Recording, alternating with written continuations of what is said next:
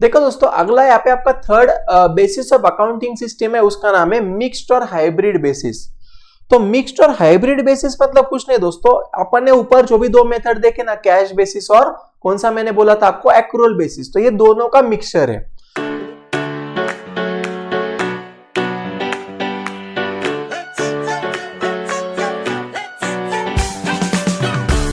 Hello दोस्तों, welcome back to the channel of Sarang Gujrati's commerce academy. कैसे हो आप सब लोग? आई होप आप सब लोग बहुत अच्छे होंगे। तो दोस्तों, अभी तक मैंने आपके 11th स्टैंडर्ड के अकाउंट्स नाम के सब्जेक्ट के 17 लेक्चर्स अपलोड किए हैं। 17 है ना? तो आई होप आपने वो 17 के 17 लेक्चर्स बहुत ही अच्छे तरीके से पक्का देखे होंगे और आपने हर एक लेक्चर को जैसे मैंने आपको बोला था वैसे आपने आपके सभी फ्रेंड्स को बहुत ही अच्छे तरीके से शेयर किया होगा, है ना? तो ऐसे मैं आपसे एक्सपेक्टेशन कर सकता हूँ क्या? मुझे कमेंट में पक्का बताना। तो देखो दोस्तों, जो भी अपना लेक्चर नंबर 17 था, तो लेक्चर नंबर 17 में वहां पे मैंने आपको पढ़ाया था कि difference between book keeping and accountancy क्या होता है। तो आई होप आपको कॉन्सेप्ट एकदम टकाटक समझा होगा। अभी आज का जो भी लेक्चर रहेगा दोस्तों, तो ये लेक्चर नंबर 18 में ये आपके अकाउंट्स के chapter number 1 that is introduction to book keeping and accountancy, ये चैप्टर का लास्ट लेक्चर है। ये लेक्चर के बाद आपका चैप्टर नंबर 1 यहाँ पे फुल फ्लेश कंप्लीट होने वाला है। तो सर आप आज के लेक्चर में क्या पढ़ाओगे? तो देखो दोस्तों, आज के लेक्चर में यहाँ पे बस 3 टॉपिक अपने बचे हैं, जिसमें से सबसे पहले यहाँ पे अपना बचा है meaning and definition of accountancy, ये आपको मैं पढ़ाऊंगा। उसके बाद यहाँ पे अपन देखेंगे दोस्तों बेसिस और मेथड्स ऑफ अकाउंटिंग सिस्टम, ये भी अपन देख लेंगे। और लास्ट में यहाँ पे मैं पढ़ाऊंगा दोस्तों कि what are the qualitative characteristics of accounting information, मतलब अकाउंटिंग इंफॉर्मेशन जो भी होती है वो एग्जैक्टली किस तरीके से होनी चाहिए। ठीक है, तो ये 3 टॉपिक्स अपन आज के लेक्चर में देखने वाले हैं। तो देखो दोस्तों, सबसे पहले यहाँ पे अपन स्टार्ट करते हैं meaning and definition of accountancy. ठीक है, अभी ध्यान देना मैं क्या बोल रहा हूँ। देखो दोस्तों, मैंने आपको लास्ट टाइम पे भी बोला था कि अकाउंटेंसी मतलब क्या होता है। तो अकाउंटेंसी मतलब ऐसा एक कॉन्सेप्ट होता है जो हमको सिखाता है कि एग्जैक्टली अकाउंटिंग किस तरीके से करना चाहिए। और हमने ये भी देखा था दोस्तों कि जो भी अकाउंटेंसी होता है, तो अकाउंटेंसी के अंदर प्लीज कॉन्सेंट्रेट करना, अकाउंटेंसी के अंदर यहाँ पे आपका अकाउंटिंग भी आता है, अकाउंटेंसी के अंदर यहाँ पे आपका अकाउंटिंग भी आता है और आपका बुक कीपिंग भी आता है, दोनों चीजें आता है। ठीक है, तो हमेशा हमेशा रखना बेटा कि जो भी आपका बुक कीपिंग है ना, बुक कीपिंग है अकाउंटिंग का पार्ट है। प्लीज ध्यान देना, मैं आपको क्या बोल रहा हूँ, ध्यान देना। देखो दोस्तों, बात बड़ी सिंपल है, ध्यान दो। मान लो ये जो भी बड़ा सर्कल है ना, ये बड़ा सर्कल है आपका अकाउंटेंसी। बड़ा सर्कल क्या है बोला? आपका अकाउंटेंसी। ठीक है, तो ये अकाउंटेंसी है ना दोस्तों, तो अकाउंटेंसी का एक छोटा सा पार्ट होता है, उसको अपन बोलते हैं अकाउंटिंग। क्या बोलते हैं उसको? अपन अकाउंटिंग बोलते हैं। ठीक है, और ये अकाउंटिंग के अंदर एक छोटा सा पार्ट होता है, उसको अपन बुक कीपिंग बोलते हैं। समझ रहे हो? तो इतना ही याद रखना दोस्तों कि सबसे छोटा क्या रहता है बोलो? बुक कीपिंग होता है। उससे बड़ा क्या होता है बोलो? अकाउंटिंग होता है। और उससे बड़ा क्या होता है दोस्तों? अकाउंटेंसी होता है। ठीक है, तो इसलिए यहाँ पे उन्होंने क्या लिखा है कि बुक कीपिंग जो भी है ये किसका पार्ट है बोलो? अकाउंटिंग का पार्ट है। अगर आप यहाँ पे देखते होंगे तो आपको बुक कीपिंग अंदर दिखेगा और अकाउंटिंग बाहर, राइट? मतलब क्या होगा इसका कि बुक कीपिंग जो भी है ये अकाउंटिंग का एक पार्ट है। समझ रहे हो? क्योंकि मैंने आपको बताया था कि अकाउंटिंग तब तक नहीं हो सकता है जब तक बुक कीपिंग नहीं होगा। मतलब क्या? जैसे कि आप मुझे बोलो ना, मान लो अगर ट्रांजैक्शन का अगर रिकॉर्डिंग ही नहीं हुआ, ट्रांजैक्शन का अगर क्लासिफाइंग ही नहीं हुआ, समझ रहे हो? मतलब जर्नल और लेजर अगर हमने नहीं बनाए, तो हम हमारे फाइनेंशियल स्टेटमेंट्स को बना सकते हैं क्या बोलो? नहीं बना सकते। तो इतना ही याद रखना दोस्तों, क्या याद रखना है आपको कि बुक कीपिंग, क्या याद रखना है आपको? Book keeping is a part of accounting. हमेशा रखना book keeping is a part of accounting. ठीक है, और दूसरा याद रखना दोस्तों, accounting is a part of accountancy. Accounting किसका पार्ट है बोलो? अकाउंटेंसी का पार्ट है। ठीक है, तो यहाँ पे आपके टेक्स्ट बुक में उन्होंने वही लिखा है। देखो क्या बोल रहा है, book keeping is the part of accounting, आणि वो क्या बोल रहा है? It is the primary stage of accounting. अभी मुझे एक बात बोलो ना, अगर हमने बुक कीपिंग नहीं किया तो अकाउंटिंग कर पाएंगे क्या बोलो? हम नहीं कर पाएंगे। ठीक है, आगे देखो क्या बोल रहा है वो, it is the process of recording transactions in the books of accounts. हमने लास्ट लेक्चर में यही तो देखा था कि बुक कीपिंग मतलब क्या होता है बोलो? कि जो भी हम ट्रांजेक्शन करते हैं, बिजनेस ट्रांजेक्शन करते हैं, वो सभी के सभी बिजनेस ट्रांजेक्शन का यहाँ पे हमको क्या करना पड़ता है बोलो? रिकॉर्डिंग करना पड़ता है, तो उसको अपन बुक कीपिंग बोलते हैं। आगे क्या दिया उन्होंने यहाँ पे? Accounting is a part of accountancy. यहाँ पे मैंने आपको बताया था, क्या बताया बोलो, बुक कीपिंग किसका पार्ट होता है, अकाउंटिंग का, और अकाउंटिंग किसका पार्ट होता है, अकाउंटेंसी का। समझा? तो सबसे बड़ा कौन है, अकाउंटेंसी है, सबसे छोटा कौन है, बुक कीपिंग है, और बीच में कौन है बोलो, अकाउंटिंग है। ठीक है, आगे देखो क्या बोल रहा है, accountancy is a practice of recording. अभी देखो यारो, मैंने आपको बोला था कि नहीं कि अकाउंटेंसी के अंदर, देखो यहाँ पे मैंने आपको लिख के दिया था, क्या लिख के दिया मैंने यहाँ पे आपको, अभी अकाउंटेंसी के अंदर दोस्तों अकाउंटिंग भी आता है और बुक कीपिंग भी आता है। तो आपको तो पता ही है कि बुक कीपिंग में क्या क्या रहता है बोलो, बुक कीपिंग में रिकॉर्डिंग आता है, और क्या आता है बोलो जल्दी से, यहाँ पे क्लासीफाइंग आता है, समझ रहे हो, और अकाउंटिंग में क्या आता है बोलो, समराइजिंग से लेके आगे जो भी फाइनेंशियल स्टेटमेंट बनाना है वो सब अकाउंटिंग में आता है। तो अगर मैं बोलता हूं कि अकाउंटेंसी मतलब अकाउंटिंग प्लस बुक कीपिंग, तो क्या यहाँ पे मैं बोल सकता हूं क्या बोलो कि अकाउंटेंसी के अंदर रिकॉर्डिंग भी आएगा, क्लासीफाइंग भी आएगा, और ये जो भी अकाउंटिंग की चीजें वो सबके सब यहाँ पे आ जाएगा। समझ रहे हो? तो देखो उन्होंने वही लिखा है यहाँ पे, accountancy is a practice of, accountancy में अपन रिकॉर्डिंग भी करेंगे, क्लासीफाइंग भी करेंगे, reporting of the business transaction वगैरह भी अपन कर देंगे। समझ रहे हो? आगे क्या लिखा है देखो यहाँ पे, accounting principle are the basic norms and assumptions develop and establish as the basis of accounting system, right. तो इतना ही याद रखना दोस्तों। मुझे एक बात बोलो ना कि फॉर एग्जाम्पल अगर अकाउंटिंग प्रिंसिपल ही नहीं रहेंगे, ठीक है, तो अपन अकाउंटिंग कर सकते क्या बोलो, नहीं कर सकते, क्योंकि अकाउंटिंग प्रिंसिपल हमको ये बताता है कि एग्जैक्टली अकाउंटिंग हमको किस तरीके से करना चाहिए। ठीक है, और ये जो भी अकाउंटिंग प्रिंसिपल है ये हर एक लोगों को क्या करना पड़ता है बोलो, उसको फॉलो करना पड़ता है। ठीक है, जितने भी लोग हमारे इकोनॉमी में या दुनिया में अकाउंटिंग कर रहे हैं वो सभी के सभी लोगों को क्या करना पड़ता है बोले, यहाँ पे अकाउंटिंग प्रिंसिपल्स को फॉलो करना पड़ता है। ठीक है, तो आई होप आपको यहाँ पे जो भी उन्होंने मीनिंग लिखा है वो आपको बहुत ही अच्छे तरीके से समझा होगा। ठीक है, अभी अगला यहाँ पे कॉन्सेप्ट है दोस्तों डेफिनेशन। तो ये बस फॉर्मेलिटी है, इसको अपन एक बार रीडिंग कर लेंगे और छोड़ देंगे। देखो सबसे पहले जो भी कोलेर नाम का बंदा है, राइट, उन्होंने क्या बोला है, तो accountancy refers to the entire body of the theory and process of accounting, right. तो इतना ही याद रखना दोस्तों। अगर आपको कोई भी पूछता है अकाउंटेंसी मतलब क्या, तो वहां पे लिख लेना अकाउंटेंसी, वहां पे आप क्या बोलोगे, वहां पे आप लिखना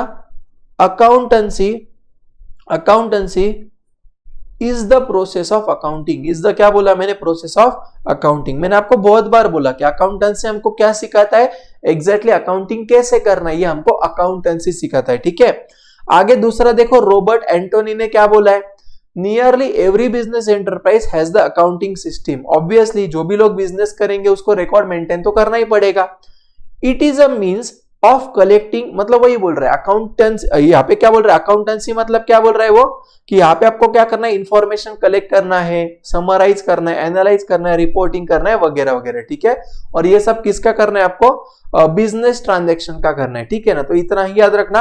अकाउंटेंसी मतलब क्या, तो accountancy is nothing but the process of accounting. ठीक है, चलो तो अभी तक अपन ने क्या कंप्लीट किया दोस्तों, सबसे पहले अपन ने यहाँ पे मीनिंग ऑफ अकाउंटेंसी कंप्लीट किया, और फिर यहाँ पे हमने डेफिनेशन ऑफ अकाउंटेंसी कंप्लीट कर दिया। ठीक है, अभी दोस्तों आगे मैं यहाँ पे आपको पढ़ाऊंगा बेसिस और मेथड्स ऑफ अकाउंटिंग सिस्टम। ठीक है ना, मतलब क्या कि जब भी हम अकाउंटिंग करते हैं ना, तो अकाउंटिंग करने के अलग अलग यहाँ पे मेथड्स होते हैं। ठीक है, जैसे कि कुछ लोग कैश बेसिस ऑफ अकाउंटिंग करते हैं, कुछ लोग यहाँ पे एक्रूअल बेसिस ऑफ अकाउंटिंग करते हैं, और कुछ लोग यहाँ पे मिक्स्ड और हाइब्रिड बेसिस ऑफ अकाउंटिंग करते हैं। ठीक है, तो इतना ही याद रखना कि अकाउंटिंग के कितने टाइप्स होते हैं बोलो, कितने मेथड्स होते हैं, 3 मेथड्स होते हैं, जिसमें से सबसे पहला होता है दोस्तों यहाँ पे अपना कैश बेसिस, दूसरा होता है दोस्तों यहाँ पे अपना एक्रूअल और मर्केंटाइल बेसिस, दोनों का एक ही नाम है। ठीक है, मतलब यहाँ पे कॉन्सेप्ट से में सिर्फ उसके 2 नाम है। ठीक है, तो पहला कौन सा यहाँ पे एक्रूअल बेसिस, और दूसरा यहाँ पे मर्केंटाइल बेसिस,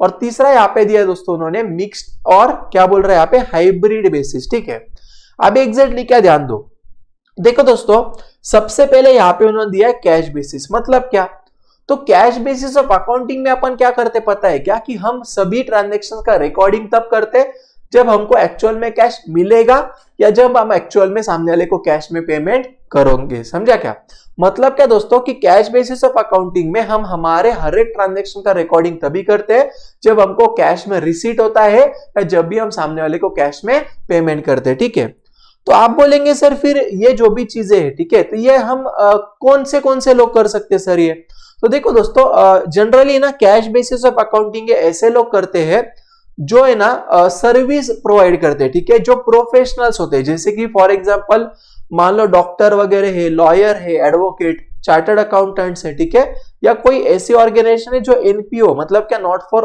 प्रॉफिट ऑर्गेनाइजेशन के लिए काम कर रहे, ठीक है, या पैसे कमाने के लिए काम नहीं कर रहे। तो ये जो भी लोग है दोस्तों, ये क्या करते हैं बोलो, कैश बेसिस ऑफ अकाउंटिंग करते। समझ रहे हो, वापस बोल रहा हूं, कैश बेसिस ऑफ अकाउंटिंग कौन करता है, जो सर्विसेज प्रोवाइड करते हैं, ठीक है, ऐसा याद रखना, जो सर्विसेज प्रोवाइड करते हैं वो कैश बेसिस ऑफ अकाउंटिंग करते हैं, ठीक है ना। तो मैंने आपको क्या बोला, कैश बेसिस मतलब क्या, जब हमको एक्चुअल में पैसा आएगा तब हम हमारे रेवेन्यू को रिकॉर्ड करेंगे, तब हम ऐसे समझेंगे कि हमारा वो रेवेन्यू करंट ईयर का है, और जब हम सामने वाले को पेमेंट देंगे तब हम क्या करेंगे बोलो, हमारे एक्सपेंडिचर को रिकॉर्ड कर देंगे, ठीक है। तो देखो यहाँ पे क्या बोल रहे हैं, under the cash basis of accounting actual cash receipts and actual cash payment are recorded. समझे, यहाँ पे क्या करेंगे अपन, कैश रिसीट और कैश पेमेंट को रिकॉर्ड करेंगे। In this basis revenue is recognise, मतलब वो क्या बोल रहा है कि हमको कभी भी रेवेन्यू मतलब हमारा सेल हुआ या नहीं हुआ, ये हम कब कंसीडर करेंगे बोलो, जब हम एक्चुअल में पैसा आएगा, और हमारा खर्चा हुआ कि नहीं हुआ ये हम कब कंसीडर करेंगे बोलो, जब हमने एक्चुअल में कैश को यहाँ पे किया होगा, ठीक है। तो ये आपका क्या था बोलो, कैश बेसिस था। और यहाँ पे कौन से लोग करते हैं, such a method of accounting is usually followed by professionals such as doctor, lawyer, chartered accountant और नॉट फॉर प्रॉफिट ऑर्गेनाइजेशन। तो ये सब लोग क्या करते हैं बोलो, कैश बेसिस ऑफ अकाउंटिंग को फॉलो करते हैं। अभी दूसरा है दोस्तों यहाँ पे आपका एक्रूअल और मर्केंटाइल बेसिस, ठीक है। अभी देखो यारो, एक्रूअल मतलब क्या मालूम है क्या, कि आपने फॉर एग्जांपल सामने वाले को सेल कर दिया ना, तो उसका मतलब सामने वाले के पास से आपको पैसा मिलने का राइट आ गया, ठीक है। तो एक्रूअल बेसिस क्या बोलता है दोस्तों, कि सामने वाले के पास से पैसा आया या नहीं आया उसका आप टेंशन मत लो, सिर्फ इतना चेक करो कि क्या आपने जो भी सामने वाले को सेल किया है, ठीक है, तो वहां पे आपका रेवेन्यू सच में आपको वो पैसा मिलने का अधिकार हुआ है क्या। अगर हुआ रहेगा तो वहां पे आप क्या कर दो बोलो, उसका रिकॉर्डिंग कर दो, ठीक है। तो देखो क्या बोल रहा है, under accrual basis of accounting revenue whether received और नॉट बट हैज बीन, क्या बोल रहे हो, और accrued during the accounting period. मतलब क्या, इतना ही याद रखना कि हम जब भी एक्रूअल और मर्केंटाइल बेसिस से करेंगे तो वहां पे अपन क्या करेंगे कि हमको सामने वाले से पैसा मिला है कि नहीं वो इंपॉर्टेंट नहीं है, क्या वो हमारा करंट ईयर का इनकम है क्या, बस आपको इतना ही पूछना है खुद को, ठीक है। जैसे कि फॉर एग्जांपल मान लो मैंने करंट ईयर में कुछ स्टूडेंट्स को, मान लो मैंने यहाँ पे मतलब यहाँ पे मैं उनको कोचिंग पढ़ा रहा हूं, ठीक है, तो उन्होंने मुझे सामने वाले ने पैसा नहीं दिया, तो फिर भी दोस्तों अगर मैं एक्रूअल बेसिस से अगर अकाउंटिंग करूंगा तो ये मैं क्या करूंगा, करंट ईयर का इनकम ही एज्यूम करूंगा। क्यों, क्योंकि यहाँ पे मैं सामने वाले को करंट ईयर में पढ़ा रहा हूं, इसका मतलब सामने वाले के पास से पैसा लेने का मुझे उतना अधिकार मिल गया है, समझा क्या। तो यहाँ पे वही बोल रहा है कि एक्रूअल बेसिस मतलब क्या, यहाँ पे आपको पैसा मिला या नहीं मिला उसका आप टेंशन मत लो, यहाँ पे आपने सामने वाले को सेल कर दिया ना, सामने वाले को सर्विस दे दिया ना, मतलब आपको राइट टू रिसीव अमाउंट हो गया है ना, तो वो केस में आप क्या कर दो, उसको रिकॉर्ड कर दो, ठीक है। और वैसे ही वो क्या बोल रहा है कि जैसे कि फॉर एग्जांपल मान लो दोस्तों मैंने ड्यूरिंग द करंट ईयर में मान लो मैंने क्या किया, इलेक्ट्रिसिटी वगैरह का यूसेज किया, ठीक है, और मान लो मुझे करंट ईयर में इलेक्ट्रिसिटी का पूरे साल का बिल आया मान लो 2 लाख रुपया, तो यहाँ पे मैंने ऑलरेडी इलेक्ट्रिसिटी का कंजम्पशन तो कर दिया ना, तो इसका मतलब दोस्तों मुझे सामने वाले को पेमेंट तो देना ही पड़ेगा। आपने दिया या नहीं दिया वो इंपॉर्टेंट नहीं, आपको देना पड़ेगा, समझा क्या। तो आपको देना पड़ेगा ना, तो मतलब आपने क्या करना चाहिए, उसका अकाउंटिंग करना चाहिए, समझ रहे हो। तो एक्रूअल आपको यही बोलता है दोस्तों कि आपको सामने वाले से पैसा आया या नहीं आया वो इंपॉर्टेंट नहीं है, आपने सामने वाले को पैसा दिया या नहीं दिया वो भी इंपॉर्टेंट नहीं है, ठीक है। सिर्फ आपका वहां पे पेमेंट होना है ना, मतलब वहां पे आपको सामने वाले को पैसा देना पड़ेगा ना, तो आप क्या कर दो, उसको रिकॉर्ड कर दो, या आपको सामने वाले के पास से उतना पैसा आना है ना, तो आप क्या कर दो, वहां पे रिकॉर्ड कर दो, ठीक है। देखो दोस्तों अगला यहाँ पे आपका third basis of accounting system है, उसका नाम है मिक्स्ड और हाइब्रिड बेसिस। तो मिक्स्ड और हाइब्रिड बेसिस मतलब कुछ नहीं दोस्तों, अपन ने ऊपर जो भी 2 मेथड देखे ना, कैश बेसिस और कौन सा मैंने बोला था आपको, एक्रूअल बेसिस, तो ये दोनों का मिक्सचर है। तो देखो यहाँ पे क्या बोल रहा है, it is the combination of cash basis and accrual basis of accounting, ठीक है। अभी आप बोलेंगे सर फिर एग्जैक्टली ये किस तरीके से यूज होता है, तो मैं आपको बता दूं, फर्स्ट ऑफ ऑल जो भी है मिक्स्ड और hybrid basis of accounting system है, ये इंडिया में अलाउड नहीं है, इंडिया में ये बेसिस पे हम अकाउंटिंग नहीं कर सकते। और तो आप बोलेंगे सर इसमें एग्जैक्टली किस तरीके से अकाउंटिंग होता है, तो ध्यान देना। देखो दोस्तों ये मेथड में क्या होता है कि जो भी आपके रेवेन्यू एंड एसेट्स है ना, रेवेन्यू एंड एसेट्स, ये दोनों चीजों को आप आपके कैश बेसिस पे अकाउंटिंग करते हो। दोनों इस पे आप क्या करते हो बोलो, कैश बेसिस पे करते हो। और आपका जो भी एक्सपेंडिचर है ना, तो एक्सपेंडिचर को आप क्या करते हो दोस्तों, यहाँ पे एक्रूअल बेसिस पे रिकॉर्ड करते हो। वापस बोल रहा हूं, ध्यान देना, यहाँ पे अपन क्या करते हैं कि जो भी आपके रेवेन्यू एंड एसेट्स है, ये दोनों चीजों को यहाँ पे अपन कैश बेसिस पे अकाउंटिंग करेंगे, और जो भी एक्सपेंसेस होते हैं उसको अपन एक्रूअल बेसिस पे अकाउंटिंग करेंगे। ठीक है, तो इसको अपन बोलते हैं मिक्स्ड और हाइब्रिड मेथड। तो इसके अंदर वही सब लिखा है जो मैंने आपको यहाँ पे बता दिया। ठीक है, आप उतना पढ़ लेना। अभी अगला है दोस्तों यहाँ पे आपका qualitative characteristics of accounting information. ठीक है, तो दोस्तों ये जो भी टॉपिक है ना, तो ये टॉपिक में यहाँ पे उन्होंने आपको बहुत ज्यादा डिस्कशन दिया है। तो मैंने यहाँ पे क्या किया, आपको इसको मैं एक शॉर्टकट में आपको समझा दूंगा, जो जिसके कारण आपको इमीडिएटली समझ जाएगा। तो इसलिए यहाँ पे मैंने क्या किया दोस्तों, मैंने यहाँ पे मेरे दूसरे बुक्स रेफर करके शॉर्टकट में यहाँ पे मैंने आपको एग्जैक्टली बता दिया कि वो क्या बोलने की कोशिश कर रहा है। तो सबसे पहले इतना याद रखना दोस्तों, क्वालिटेटिव कैरेक्टरिस्टिक्स का क्या मतलब होता है। तो क्वालिटेटिव कैरेक्टरिस्टिक्स मतलब यहाँ पे मैंने लिखा है आर एट्रीब्यूट्स, मतलब ये ऐसे कैरेक्टरिस्टिक्स होते हैं that makes the accounting information useful to the users. मतलब क्या कि जो भी हमारे यूजर्स ऑफ फाइनेंशियल स्टेटमेंट है, जैसे मैंने आपको लास्ट लेक्चर में पढ़ाया था कि वहां पे गवर्नमेंट होता है, ओनर होता है, मैनेजमेंट होता है, ये सब कौन है हो गए बोलो, हमारे फाइनेंशियल स्टेटमेंट की यूजर्स हो गए। ठीक है, तो वो क्या बोल रहा है, क्वालिटेटिव कैरेक्टरिस्टिक्स मतलब क्या, ऐसे एट्रीब्यूट्स जो क्या करेंगे, हमारे अकाउंटिंग इंफॉर्मेशन की वजह से सामने वाले को वो हेल्पफुल होगा। ठीक है, हमारा जो भी अकाउंटिंग इंफॉर्मेशन सामने वाले को यूजफुल होगा। ठीक है, उसको हम बोलते हैं qualitative characteristics.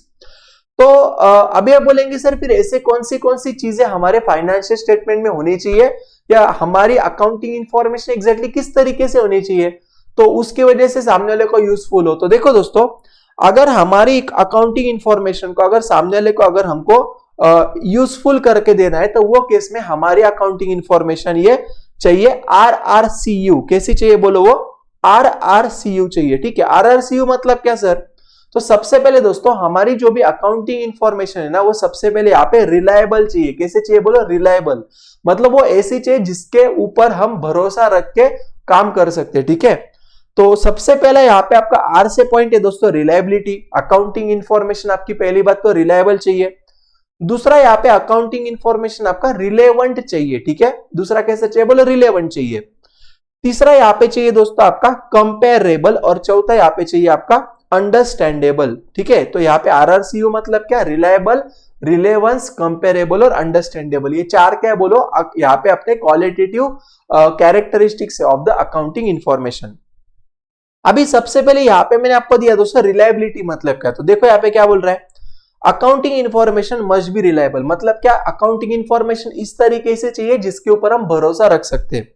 Reliability of information means it is verifiable. वहां पे वेरिएबल नहीं, क्या चाहिए वहां पे, वो वेरीफाइबल चाहिए। ठीक है, मैं रिक्वेस्ट करूंगा कि सभी स्टूडेंट्स क्या कर लेना, इसका स्क्रीनशॉट ले लेना। ठीक है, तो जिसके कारण आपको क्या हो जाएगा, ये सभी चीजें याद करने में बहुत हेल्प हो जाएगा। तो इसका आप स्क्रीनशॉट ले लेना वीडियो पॉज करके। ठीक है ना, तो देखो यहाँ पे क्या बोल रहा है वो, reliability of information means it is verifiable. क्या बोल रहा है यहाँ पे वो, इट इज कैसा चाहिए बोलो, वेरीफाइबल, वेरीफाइबल। ठीक है, free from personal bias and material error. मतलब क्या, ध्यान दो, देखो दोस्तों जो भी हम अकाउंटिंग करेंगे ना, तो अकाउंटिंग करते टाइम जो भी अकाउंटिंग इंफॉर्मेशन है वो है ना पर्सनल बायस से दूर चाहिए। मतलब क्या कि वहां पे ना सेल्फ इंटरेस्ट नहीं चाहिए, जो एक्चुअल में हुआ है वही हमने क्या करना चाहिए बोलो, वहां पे अकाउंटिंग इंफॉर्मेशन देनी चाहिए।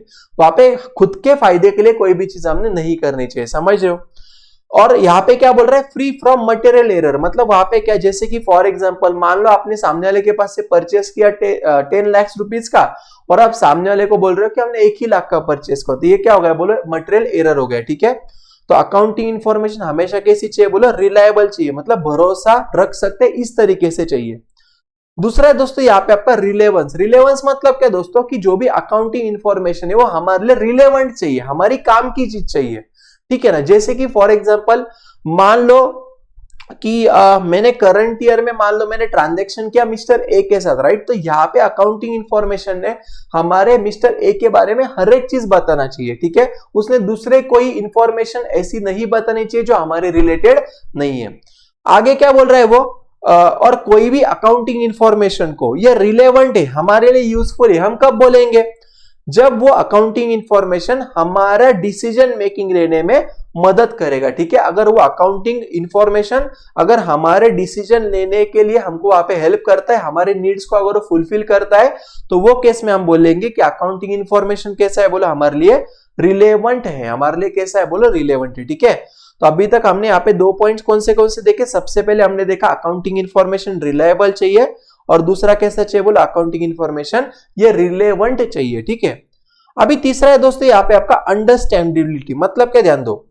देखो वो क्या बोल रहे हैं दोस्तों कि जो भी आपने फाइनेंशियल स्टेटमेंट के माध्यम से अकाउंटिंग इंफॉर्मेशन लोगों को दिया, राइट, तो ये हर एक अकाउंटिंग इंफॉर्मेशन आपने इस तरीके से बताना चाहिए, इस तरीके से आपने प्रेजेंट करना चाहिए, जिसकी वजह से जो भी users of the financial statement होंगे ना, वो लोगों को ये हर एक चीजें समझ में आएगा, ठीक है।